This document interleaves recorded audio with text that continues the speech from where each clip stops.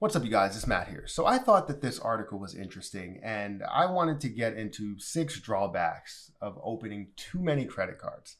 As you know, I have a lot of credit cards, and as a lot of you know, I missed a couple of payments. And I wanted to get into a lot of the flaws with having too many credit cards if you don't manage it the right way or don't keep up with the managing of it. Especially if you have another person spending on those cards that you think you didn't spend on. So then all of a sudden now you have a balance on those cards and then you never got to pay it off. So this is where it ends up being difficult, and you need to be able to manage these balances, which is something that a lot of people can't do when they have multiple credit cards. So I wanted to get into this, but before I start, please hit the like button. Also hit that subscribe button for more videos like this one, and make sure that you get your free stocks and check out my credit card links below. That really helps out the channel. Anything you do down there and click on those links, it really helps out. So the 6 drawbacks of opening too many credit cards. Let's jump right into it because I don't want to waste a ton of your time. So the first thing is that you have more monthly payments, and that's the first thing that ties into my situation. I had more monthly payments and some that I did not know about. And that can be absolutely horrible for your situation because a lot of people, what they do is they'll set up auto pay. For me, I will not set up auto pay. And the reason why I won't set up auto pay is because I want to know the balances that I have, and I want to go through every single balance. A lot of times I will take every time I will take all of the detail and put it in my budget spreadsheet to show what I spent money on that card, because most likely I know, well, not most likely, I do know what goes on that card or what should go on that card. If it's a grocery card, then I put groceries on there. And if anything else goes on there, then I want to know the reasons why they went on there. Maybe I didn't have any other credit cards, or the place didn't take Amex, or whatever it is. There's always a reason, but I wanted to know the reason why. So you have more monthly payments. You have to watch out for that. And it ends up biting you in the butt if you don't make the payments the right way. The second thing is you could pay more annual fees. And a lot of people will basically say, well, that's not me because I only get no annual fee credit cards. But once you start seeing the value in annual fee cards, they start to, really get kind of interesting to you, because you see a value in, let's say, a $95 annual fee card. You could justify that with a bonus. Now you have that annual fee card for however long you want to keep it. And if you choose to keep it and you don't know what the anniversary dates are, you're technically spending on that annual fee and you didn't even remember that you're spending on it. Whether you wanted to cancel it after the first year or you wanted to continue going and get the amount of spend out of it, it's basically like a subscription at that point. So you have more annual fees that you have to pay if you have more credit cards. Now, if you have $0 annual fee cards and you don't want to push into that, number 2 will not affect you.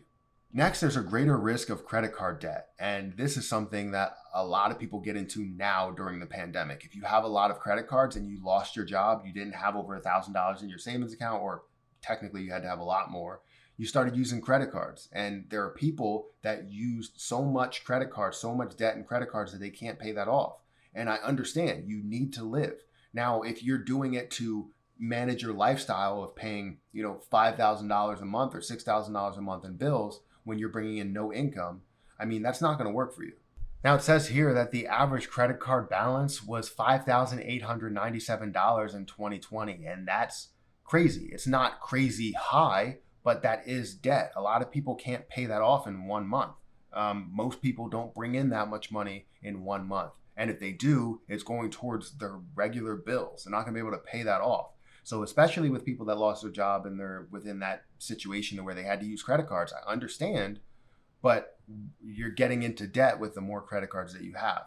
Like, I have a crazy credit card limit throughout all my cards, right? If I just lost everything and I can't post on YouTube, I can't work at my job, then it's going to be difficult for me. But like, you have that credit card balance that you could use. I obviously have a lot of backup income, but still, if I didn't, then it would be something to where it's like, oh, okay, well, now I have to use credit cards and I'm in the same boat. Number 4 is specifically for Chase, not for really anything else, because I really had no problem getting approved for a new card, but that's what it is. It's harder to get approved for a new credit card or new credit, basically. And I don't believe that is 100% true unless you're dealing with Chase. So if you have too many cards in, 524. So if you have more than 5 cards in 24 months, you apply for more than 5 cards in 24 months, then you're not going to be able to apply for any more Chase cards. But if you're with like Amex or you're with like Wells Fargo or whatever, a lot of times you will get approved for it. It just depends what the situation is.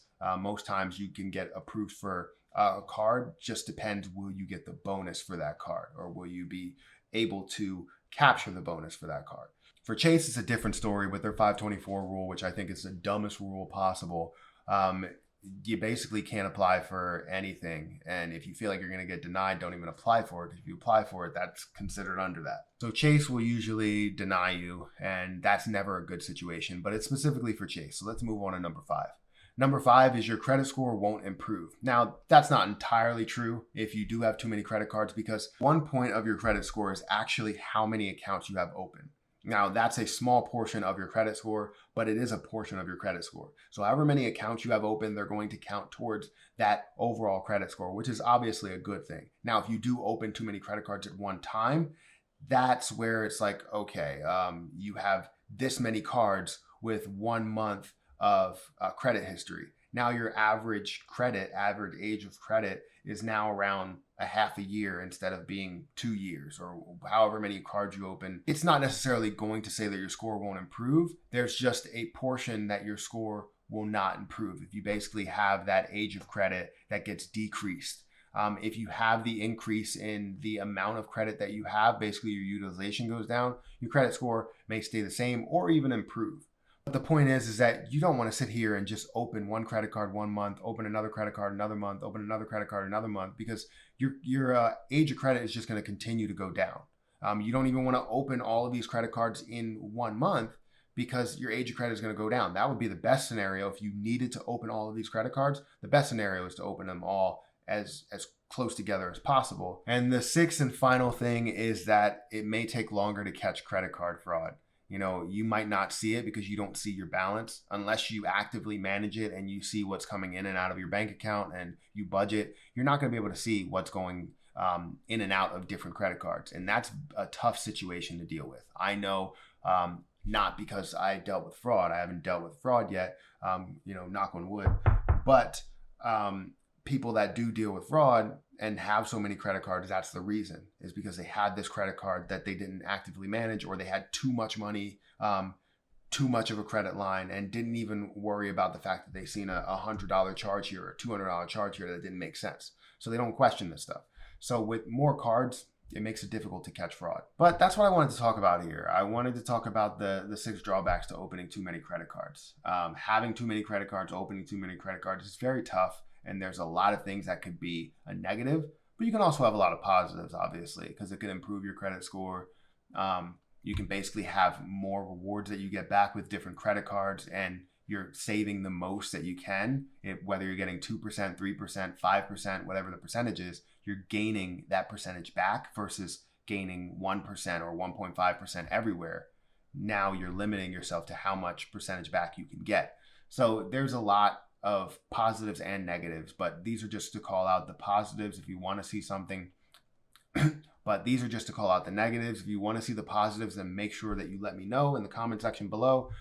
Make sure you hit that like button, hit the subscribe button, and hit the notification bell for more videos like this one. Make sure you take some time to check out some of the links down below, the credit card links, Webull, my store, all of that stuff. But I'm going to get out of here. I'll catch you guys in the next video.